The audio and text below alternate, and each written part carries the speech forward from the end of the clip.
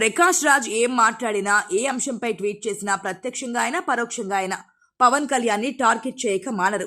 పదే పదే ఈ విషయాన్ని ఆయన రుజువు చేశారు, చేస్తూనే ఉన్నారు. తాజాగా కేంద్ర ప్రభుత్వం ప్రవేశపెట్టిన ఒక బిల్లు విషయంలో కూడా ఆయన పవన్ కళ్యాణ్ ని ఇరికించేలా ట్వీట్ చేశారు. ఒక చిలిపి సందేశం అంటూ ప్రకాష్ రాజ్ చేసిన ట్వీట్ ఇప్పుడు సోషల్ మీడియాలో వైరల్ గా మారింది. మహాప్రభు, తమరు కొత్తగా ప్రవేశపెడుతున్న బిల్లు వెనుక మాజీ ముఖ్యమంత్రి గాని, ప్రస్తుత ముఖ్యమంత్రి గాని తమ మాట వినకపోతే అరెస్ట్ చేసి మీ మాట వినే ఉప ముఖ్యమంత్రిని ముఖ్యమంత్రి చేసే కుట్ర ఏమైనా ఉందా అంటూ ట్విట్టర్ ద్వారా ప్రధాని నరేంద్ర మోదీని ప్రశ్నించారు ప్రకాష్ రాజ్. ఇక్కడ ఉప ముఖ్యమంత్రి అంటే తెలుగు రాష్ట్రాల ప్రజలకు వెంటనే గుర్తొచ్చే పేరు పవన్ కళ్యాణ్. ప్రకాష్ రాజ్ కూడా క్లియర్ గా తెలుగులోనే ట్విట్టర్ పెట్టారు కాబట్టి ఆయన ఉద్దేశంలో ఉప ముఖ్యమంత్రి అంటే పవన్ కళ్యాణే కావచ్చు. పైగా పవన్ మోదీ మధ్య జనసేన బీజేపీ మధ్య సంబంధాలున్నాయనే ప్రచారం జోరుగా సాగుతోంది. ఈ దశలో చంద్రబాబుని దించేసి పవన్ ని సీఎం పీఠంపై కూర్చోబెట్టే కుట్ర బీజేపీ చేస్తుందే.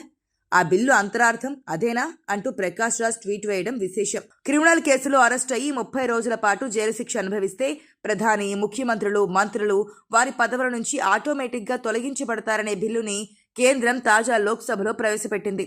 దీంతో ప్రతిపక్షాలు రచ్చరచ్చ చేశాయి. ప్రత్యర్థులను రాజకీయంగా దెబ్బతీసేందుకే బీజేపీ నేతృత్వంలోని ఎన్డీఏ ప్రభుత్వం ఈ బిల్లు తెరపైకి తెచ్చిందని ప్రతిపక్ష నేతలు ఆరోపించారు. ఎన్డీఏ కూటమిలో కీలక భాగస్వాములుగా ఉన్న చంద్రబాబు, నితీష్ కుమార్ ను టార్గెట్ చేసేందుకే కేంద్రం ఈ బిల్లు తెచ్చిందని కాంగ్రెస్ ఆరోపించడం సంచలనంగా మారింది. కాంగ్రెస్ ఎంపీ కేసీ వేణుగోపాల్ ఈ వ్యాఖ్యలు చేశారు. ఈ ఆరోపణలని బీజేపీ నేతలు తిప్పికొట్టినా సగటు ప్రజల్లో కొత్త అనుమానాలు మొదలైనట్టే అర్థం చేసుకోవాలి. రాష్ట్రంలో బలంగా ఉన్న ప్రత్యర్థి పార్టీలను దెబ్బకొట్టడానికే బీజేపీ ఈ ఎత్తుగడ వేసిందనే ప్రచారం జరుగుతోంది. దీన్ని ఎలా తిప్పికొట్టాలో కమలనాథులకు అర్థం కావడం లేదు.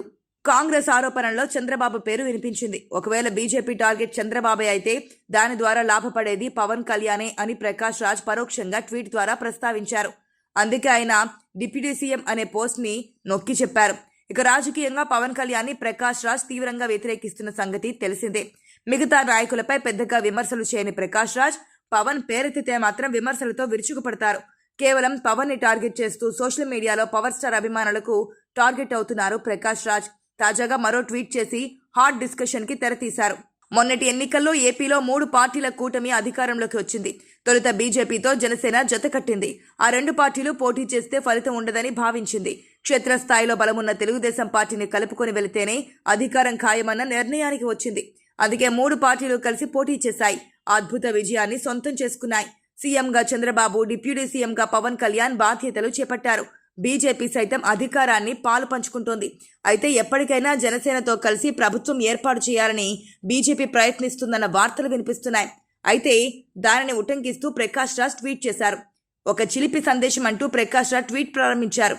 మహాప్రభో, తమరు కొత్తగా ప్రవేశపెడుతున్న ఈ బిల్లు వెనుక మాజీ ముఖ్యమంత్రి కానీ, ప్రస్తుత ముఖ్యమంత్రి గాని తమ మాట వినకపోతే అరెస్ట్ చేసి నీ మాట వినే ఉప ముఖ్యమంత్రిని ముఖ్యమంత్రి చేసే కుట్ర ఏమైనా ఉందా అని ప్రశ్నించారు. ఇదే ఇప్పుడు వైరల్ గా మారింది.